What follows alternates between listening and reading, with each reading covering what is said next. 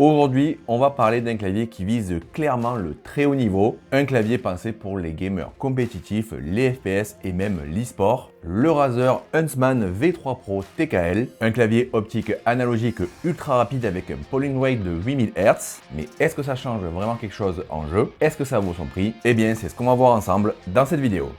Cette vidéo est sponsorisée par CaseFan, c'est un site qui permet d'acheter des clés pour des logiciels à prix intéressant, mais nous, ce qui va nous intéresser, ce sont les clés Windows OEM, Office 2019 et 2021. Vous allez retrouver Windows 11 au prix de 27 €, mais grâce à mon code TRP50, vous allez avoir 50% de réduction et le retrouver à 13 €. Une fois que vous l'avez mis dans le panier, n'oubliez pas le code TRP50 avant de valider votre achat. Vous pouvez payer soit par PayPal, soit par carte bancaire. Une fois le paiement effectué, vous allez avoir un message qui vous demande d'envoyer la clé Windows sur votre mail. Vous n'avez plus qu'à attendre le mail, de copier la clé Windows, de vous rendre dans les paramètres d'activation de Windows, de coller celle-ci et votre Windows sera activé. Si vous voulez prendre Microsoft Office 2019 ou 2021, vous pourrez bénéficier de 62% de réduction avec le code TRP62. Je vous mets tous les liens en description ainsi que mes codes de réduction si vous voulez retrouver toutes les promos. Merci à vous si vous utilisez mes codes sur le site de CaseFan, ça permet de faire vivre la chaîne pour vous faire de plus en plus de tests. Et merci à CaseFan d'avoir sponsorisé cette vidéo. On enchaîne pour la suite.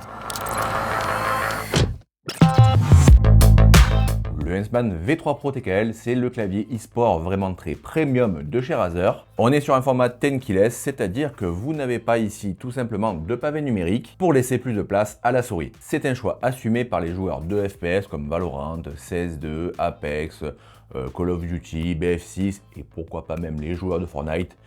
Oui, j'ai calé le mot Fortnite dans cette vidéo, voilà. Ici, on a un clavier où l'objectif n'est pas le RGB extravagant, mais vraiment la performance à l'état pur et surtout la réactivité maximale grâce à ces switches. Premier gros argument marketing, le polling rate. Il est sur le papier de 8000 Hz et clairement, c'est ce qu'on voit de partout dans tous les claviers magnétiques du moment. Concrètement, je vous la fais courte, ça veut dire que le clavier communique 8000 fois par seconde, contrairement au clavier traditionnel où il communique en moyenne à 1000 fois par seconde avec votre PC. Résultat, on est censé avoir moins de latence, des entrées plus rapides et une sensation de réponse immédiate. Alors attention, ce n'est pas parce que vous avez le grand clavier du moment que ça va faire de vous un meilleur joueur.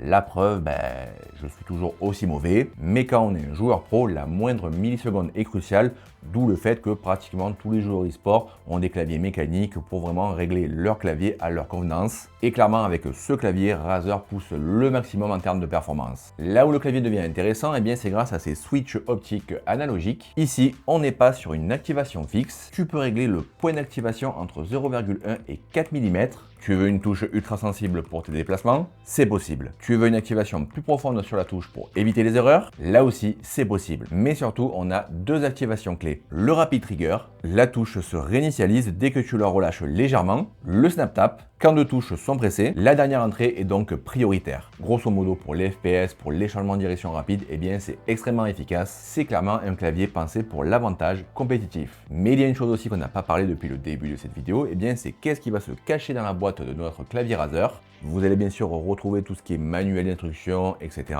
On va retrouver bien sûr le clavier. On va retrouver aussi un câble USB Type-C. Alors malheureusement, il n'est pas en Type-C des deux côtés, même si à l'heure actuelle, tous les câbles sont un USB Type-C de chaque côté. Là, on retrouve un USB standard avec un Type-C. Au niveau de la longueur, on a pas mal de longueur. Par contre, vous l'aurez compris, ce câble n'est pas sans fil. Malheureusement, moi, je préfère les claviers sans fil. Vous aurez juste à le connecter juste ici. Et c'est exactement parfait pour les joueurs compétitifs, étant donné que si vous avez un câble là, ça risque un peu de vous gêner. Là, ils ont pensé à le mettre du bon côté pour pouvoir avoir la liberté vraiment le plus possible et sans être gêné. Et la dernière feature qu'on va retrouver dans ce clavier, c'est le petit repose-poignet qui va venir, hop là, s'aimanter au clavier. Et personnellement, je suis un fan moi des repose-claviers parce que ça permet d'avoir les poignets un peu plus surélevés. Là, je suis sur la table. Je suis pas un fan, le clavier est un peu trop haut pour moi. Bon, après là, je suis pas non plus en bonne position pour pouvoir taper. Là, le clavier est d'ailleurs positionné au plus bas. Vous avez des petits patins pour venir le rehausser. Vous allez avoir deux positions. Là, la plus haute et ensuite la moins haute, juste là. Personnellement, moi, je suis team au plus bas avec le repose-poignet. Et là, franchement, il est vraiment très agréable. Il est légèrement un peu molletonné. Il n'est pas non plus extrêmement épais. Enfin, c'est du plastique et vous avez un petit revêtement en simili-cuir, je pense, avec le logo Razer qui est sur le devant, enfin sur le dessus pardon, du repose-poignet. Voilà, là en termes de qualité, on est vraiment pas mal. Et d'ailleurs, en parlant de qualité, on est sur un peu de plastique en bas. Enfin, c'est même que du plastique et au-dessus, on a une plaque en alu brossé. Il ne se tord pas. Vous voyez là, j'abuse vraiment.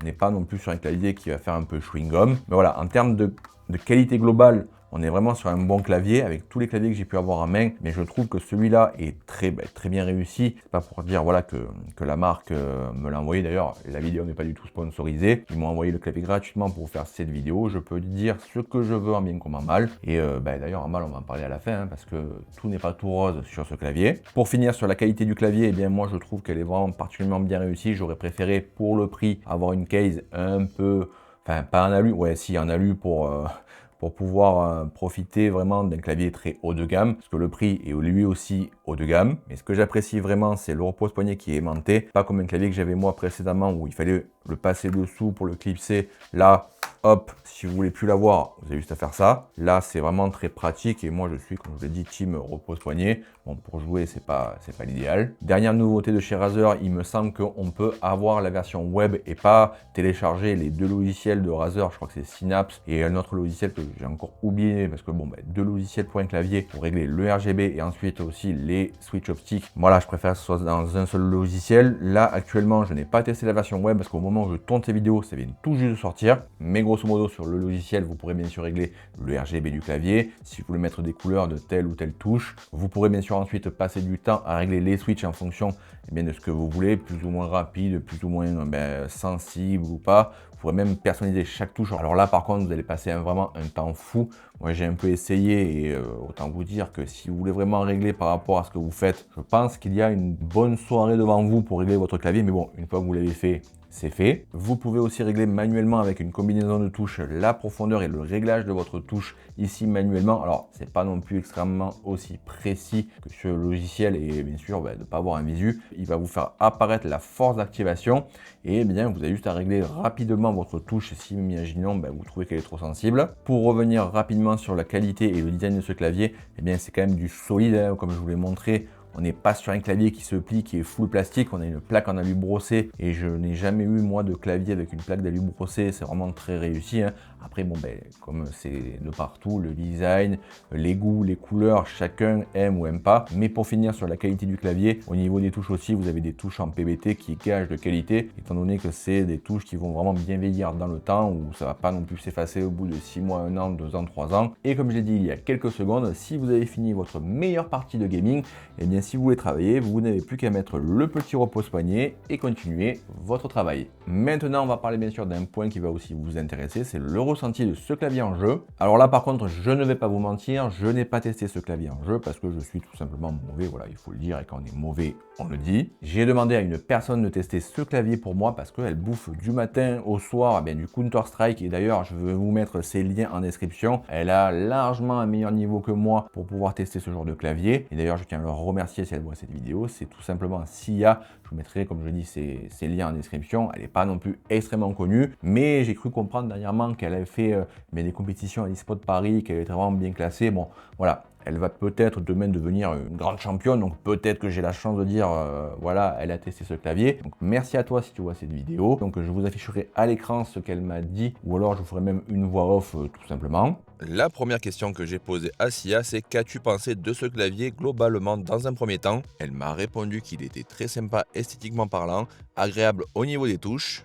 Deuxième question, au niveau des switches optiques analogiques Rapid Trigger, qu'as-tu pensé du ressenti? Sa réponse, c'est qu'elle n'a pas l'habitude de jouer sur ce genre de clavier, donc elle a dû s'adapter et sur certains jeux, elle a même dû enlever l'option. Troisième question, est-ce qu'au niveau du logiciel de chez Razer, c'est compliqué ou pas? Sa réponse, c'est non, le logiciel est assez simple à comprendre et à utiliser. Quatrième question, peux-tu recommander ce clavier pour les joueurs e-sport? Sa réponse est oui, il est très fluide et une fois l'adaptation faite, il est super. Et dernière question, est-ce que pour le prix de 249 € tu l'achèterais? Sa réponse est clairement oui.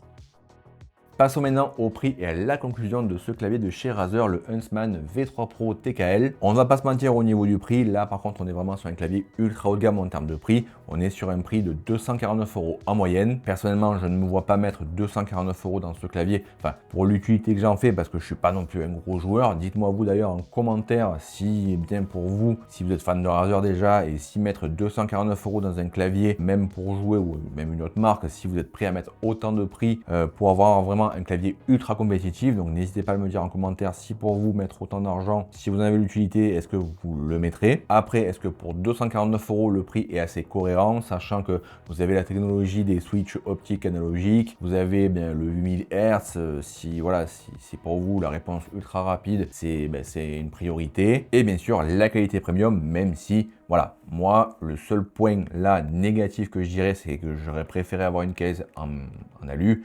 Voilà, je chipote, mais à ce prix-là, on peut chipoter. Mais si vous êtes un joueur compétitif, est-ce que pour vous, c'est vraiment un atout crucial pour pouvoir jouer vos FPS? Est-ce que si aussi vous êtes un fan de Razer, est-ce que vous êtes prêt à mettre le prix dans ce modèle-là ou à un autre modèle de la marque? N'hésitez pas aussi à me le dire en commentaire. N'oubliez pas comme d'habitude de mettre le pouce bleu, de vous abonner et d'activer la cloche pour ne pas rater les prochaines vidéos sur la chaîne. Encore un grand merci à la marque Razer de m'avoir envoyé ce produit pour vous faire cette vidéo. Et si vous voulez voir le dernier test que j'ai réalisé sur un de leurs derniers produits, eh bien je vous l'affiche actuellement à l'écran.